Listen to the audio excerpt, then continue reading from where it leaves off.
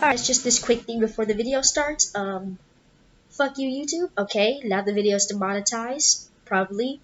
Maybe. Um, well, now at least Copper can't say that's family friendly, so I'm just gonna throw in a few words here.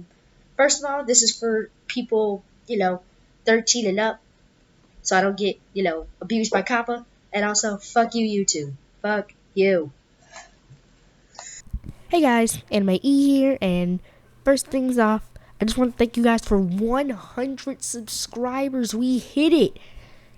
This channel has barely been around for a month, but we hit 100 subscribers. Thank you guys for your support. I'm really grateful that you guys like these things. I'm surprised that anybody likes these things because I've listened to them myself, and I feel like they're kind of garbage fire, but you guys seem to enjoy them. And I get lots of comments every day saying that this was great or I really like this. I'm glad you guys like it. But anyway, you didn't come here to hear me say thank you to you guys. You came here for part 2 to What If Deku Had a Half and Half Quirk.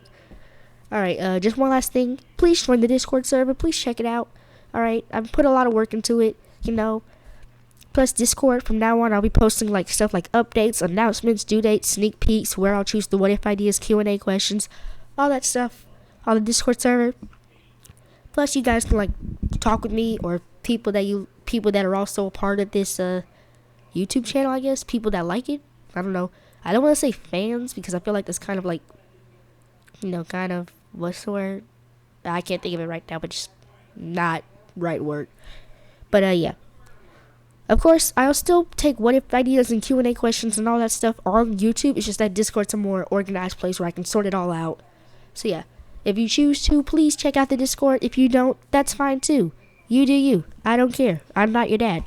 Or your mom. Yes, I've gotten some comments saying, are you a girl or are you a boy? I don't know why. I'm a boy. Male gender.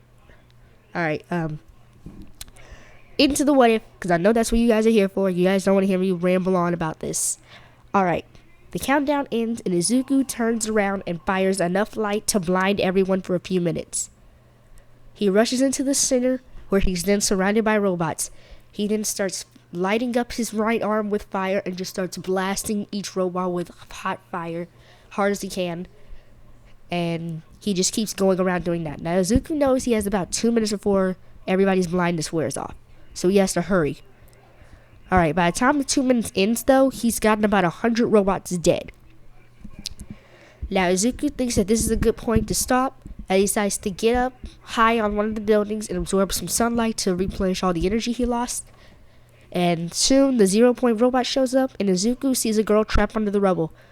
He looks at her and thinks, hey, that's the girl I saw earlier. The one that he thought was pretty cute.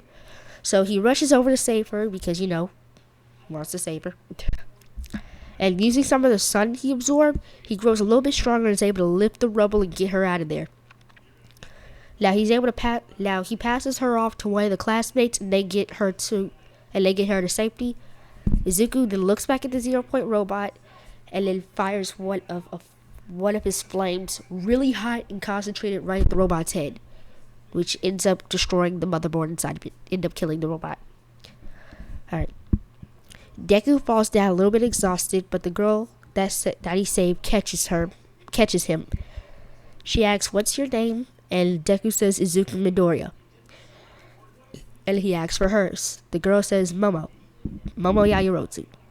Yes, Momo is the ship winner. Please don't kill me, guys. It was the only ship that was in the comments at the time that I finished writing this script. There was one more that was after I finished writing the script. It was Kendo from Class 1B, but I had 2 problems with that. One, I'd already written the script, and I didn't feel like rewriting all the plot points that Momo was going to come in handy for. Yes, you guys are about to see a lot of things with Momo. And 2, I didn't think I was going to make what I have planned in store for a Class 1B student. That's why I specifically asked for Class 1A students. But yeah. Moving on. Those are any attacks that Deku used basically a light beam for. I'm just going to be calling solar flares, because that's the closest to what they actually are in real life, and it's a lot faster and more easier to remember than, oh, he shoots a light beam. No, solar flare. It sounds a lot cooler. But yeah. Moving on, Deku is accepted into UA with flying colors, and he walks into Class 1A. He greets Momo greets him back, and Deku gets in his seat. He does this because he can sense Aizawa very nearby, hiding under the desk. Aizawa then gets up and tells the class about the Quirk apprehension test, and everybody gets into their uniforms and heads outside. The first test, the run, Deku gets third behind Ida and Bakugo. The reason he gets this low is because A, he's not that fast, he's average human speed. Second, he gets a little bit higher because, the sun boosts everything. So it boosts his running speed just a little bit. So that's how he's able to snag third place away from Todoroki. The strength test, Deku gets second behind Shoji, and the side-to-side test, he gets average because, sun isn't really going to help him jump side to side. And on the last test, the ball throw is when stuff gets interesting. Deku grabs the ball and chucks it using his base strength. Right as the ball reaches its peak point in the throw, Deku releases the hugest fireball he's ever made, blasting the ball into the atmosphere. He doesn't break the atmosphere, but it still gets there. Overall, Deku gets second, right behind Bakugo, but just above Todoroki. Now, one thing I know you guys are going to be thinking, why hasn't he used One For All yet? He hasn't used it in the... well, first of all, he didn't use it on the ball throw. When Aizawa stopped him and say you weren't using all your power? Well, first of all, no. The reason Aizawa stopped him in the first place is because he was about to break his bones in order to use it. Secondly, Deku knows that he's not ready for One For All's power. Why? Because he's been doing test runs. Now, he didn't use it in the UA sports in the entrance exam because he doesn't know how it worked. But when he got home, he decided to start practicing with it and realized pretty soon that he could not handle One For All's power after he broke a few fingers and a fist. And a whole arm. So he decided to not use One For All until he could find a safe way to use it. And he's been talking to All Might about that too. But remember, All Might isn't the one that teaches him full Cal. It's Gran Torino. So yeah. So that's why he hasn't been using One For All, because he knows that he's not ready for even a fraction of its power yet. So Deku isn't going to use it until, well, I can't spoil that because then that'll spoil this episode. Alright, yeah. Well, anyway, Bakugo sees this and immediately tries to kill him just like a cannon. Aizawa was able to wrap up Bakugo, with his bandages. However, Deku just makes sure that to get Bakugo back for trying to kill him, and he launches a fireball directly at point-blank range towards Bakugo's stomach. Bakugo's clothes end up burning a little bit, and Bakugo also feels a massive impact. Fireball launched straight at point-blank range towards your stomach is not going to feel well. Now, All Might's watching this from the corner, and he's thinking, did I give One For All to the right person? Like, he's seriously rethinking his decision to give One For All to Deku. But he just brushes that off with it's just some work. Midoriya just needs some work. Alright, are you ready for more skips? Just like in the first series? No? Well, fuck you anyway, because we're doing it, and there's nothing you can do. Alright. Skipping forward to the USJ incident, Kurogiri, Shigaraki, Nomu, and Filler arrive. Now, while Filler is getting their ass handed to them on a silver platter, Nomu starts beating Aizawa's ass. That leaves Deku firing fireballs and solar flares at Shigaraki, trying to knock him out. However, Kurogiri keeps protecting him with his portal quirk, but Kurogiri is taking damage since, he's literally using himself as a human shield. Shigaraki also tries grabbing Deku with Kurogiri's portal quirk, but Deku either burns his hand, or he either blinds Shigaraki for a few seconds. So yeah, it's not working out for either of them right now. But anyway, Shigaraki is now really mad because now not only is All Might not showing up, but he has to worry about this kid and the Nomu. Now, Shigaraki then gets the idea if he holds some kids hostage, then maybe All Might will come. Because, that's literally what happened in canon. Except just a lot less different than what I'm about to do. So, Kurogiri is able to successfully grab Momo and Jiro. This is because A, they were under a blanket, so he's able to get the portal mist under there before they can realize what's happened. And second, remember, they're under a blanket, so they have no idea what's going on outside. And Dinky can't help him because he's dumber than the bags of M&Ms I have right now. So yeah. So, Shigaraki was able to successfully get Nomu and Jiro into his hands. He calls over the Nomu, which is, is pretty much beating Aizawa to a pulp. And he asks Nomu to grab one of their arms. Now remember, there's nothing Jiro or Momo can do right now because, Nomu literally overpowers them so many ways. But yeah. So while that's happening, but Nomu has both of their arms, and Shigaraki says that if any of them move, the girls die. Now everybody else stops moving except for one person, Bakugo, because he doesn't believe that Shigaraki's telling the truth and that he's just trying to get him killed. So Bakugo lunges for Shigaraki. Shigaraki snaps his fingers, and Nomu grabs Miro and Jiro, crushes their arms, flings them up into the air, and drops them on the ground. The next thing everybody sees is Momo and Jiro laying on the ground in a pool of blood. Deku sees this and blacks out. His mind fills with rage and hatred, the same kind that was there years ago when he decided to kill Bakugo, but never ended up finishing the job. So Deku, now with his mind broken, rage taken over, and he snaps. Deku begins glowing. Lightning starts circling around him without him even realizing it. Deku has unknowingly unlocked full cow. Also, Deku starts to look different. He grows horns and fangs on his mouth. His body starts to walk on all fours again. Horns start growing out. Deku has just evolved into Sogyo. Yes, I'm going with the Pokemon route evolution. Kill me. I know this is a serious moment, but I couldn't resist the Pokemon move. But I'm about to explain. Deku looks like a Sogyo human hybrid right now because A, he hasn't mastered full cow, and B, he has no idea what he's doing right now. He hasn't even mastered Sogyo. So because of that, he's like an unstable hybrid right now. Hang on to that keyword unstable, because that's going to become real important in about 2 chapters. Oh, sorry. 1 page. Anyway, Deku is now on a rampage. Remember, his mind is just filled with anger, rage, and hate. He turns towards Shigaraki, Kurogiri, and Nomu. But first, he looks over at Bakugo, and he launches a fireball straight from his tail.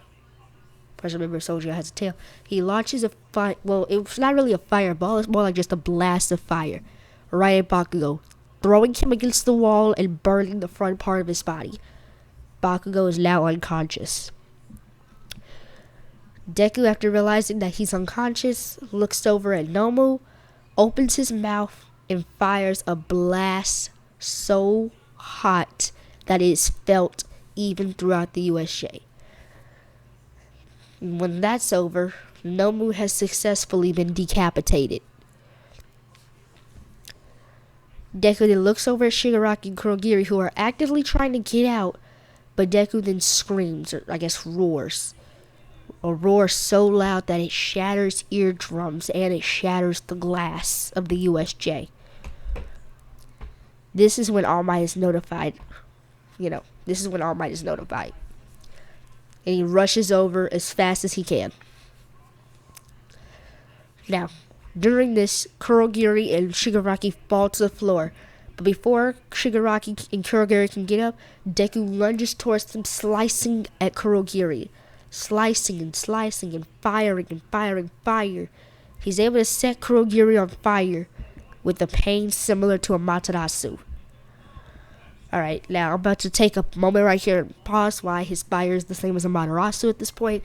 This is because Full Cal is acting more like Sage mode, in which it's constantly taking energy around Deku and absorbing it, just how Deku normally does, except on steroids. Like, let's say sunlight is like a liquid. Let's say Deku can absorb a bucket of sunlight in a minute. Alright? Doesn't make any sense, but you just got to pay with me here. Let's say Deku can absorb a bucket of sunlight in 1 minute. During Full Cal, he's able to absorb a bucket a second. So yes, he's very powerful right now. So because of this, Deku is able to build up power a lot faster and is able to release that built up power making his fire attacks, his moon attacks, anything a lot more powerful and a lot more deadly. Hence the Amaterasu. Well, the like Amaterasu. He's not actually firing black flame, it's just the fire is so high it feels like Amaterasu. Now, All Might is at the entrance and he kind of stops. He freezes up as he sees his surroundings. He sees Deku transformed into this monster thing. He doesn't know what exactly. He sees Bakugo in the corner, passed out, with burn marks all around the front of his face. Like, then he sees a dead, decapitated Nomu sitting on the ground, burnt and charred. Then he sees Deku lunging towards this purple guy. No, not William Afton, but this purple guy. And this other guy with hands all over himself, but the hands are black, burnt. All Might is then deducting that Deku must have been the one to do this. And while all this is happening, Deku is still clawing at Shigaraki and Kurogiri. Now Kurogiri decides to make a last ditch effort and recovers Kurogiri using his entire body. Using this, he's able to very stealthily get Shigaraki back to safety, but in return, Deku kills him, slices him right through the throat, decapitating Kurogiri. Now, All Might witnesses this, and he doesn't say anything. He's frozen. He's shocked. He's thinking, did my disciple just my predecessor just kill someone? Now, while all this is happening, Deku falls over, exhausted, but also he's still in his half monster form, so he's screaming, trying to stay awake. But this is when he falls asleep for good. Midnight was able to sneak up behind him, using her Miss Quirk. She was able to, what's the word? Oh yeah, she was able to put him to sleep using her Miss Quirk. So yeah, Midnight was able to get Deku to sleep, and this is all after, Deku just killed someone. So everybody's in a little bit of shock. Momo and Jiro are rushed over to see Recovery Girl, and Deku is rushing to the hospital. About a day later, when Deku wakes up, he's taken to the police office, where he is then questioned and examined. Now, I know what you're thinking. No, Deku is not about to get arrested, but that's for two reasons. One, he's there for punishment, because, he used his quirk on villains when he didn't have a quirk license. Don't worry, everybody in Class 1A was also taken there. So yeah, everybody in Class 1A was taken there, taken to the police station for questioning and to get punished eventually for, using their quirk illegally. But Deku got it the worst of all, because he literally murdered someone. Now, Deku wasn't taken to jail, even though he technically would be by law, because, the minimum age for juvie in Japan is 14 to 16. So Deku would technically qualify for being put in jail for murder. But there's one reason why he didn't. Because Japan also believes that, self-defense. That is the only reason why Deku is not in jail right now. Because they have definitive proof. Remember, there are cameras all around the USJ. They have definitive proof that the villains attacked first and literally almost killed Aizawa, Momo, Jiro, and the rest of his students.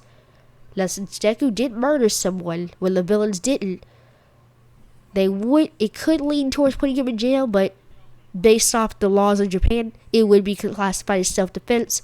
Deku would be let free. So, yeah. Yes, I did my research for this episode, just like the last one. This series is going to involve a lot of research for the way I want to take it. And I'll tell you guys this one now.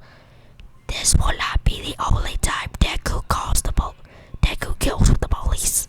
Yeah, there will be other times where Deku and the police will have a little bit of a friendly meeting. More on that later in the series.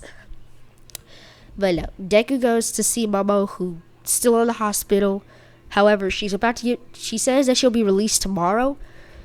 But she does tell Deku that Recovery Girl and the other doctors were able to stop the bleeding and heal up most of the wounds. However, her harm will never heal.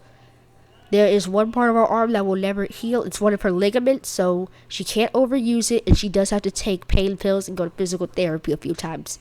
Like, this is just part of Momo's life now. Pain pills and physical therapy. Deku, realizing that Momo will pretty much never be the same again, he sort of just falls down in defeat. He falls into Momo's lap and just starts crying. Saying out loud, wishing that he would have been faster. That he could have taken out those villains if he was stronger. Momo then, comforts him, saying that it's fine. He did all he could. No reason to feel bad about it.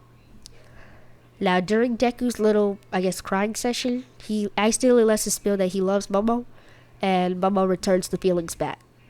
She says she loves him too. Now, Momo and Deku each lean in for a kiss, but right before their lips touch, young Midoriya All Might busts in the door, calling for Deku's name, and he busts in just to see right before their lips touch, and All Might just kind of freezes, and he just slowly backs away, closes the door, and just stays down the hallway. Deku, kind of mad that All Might just kind of busted in and ruined the kiss. Deku tells All Might to come back in and tells him that it's alright since he already ruined the kiss anyway.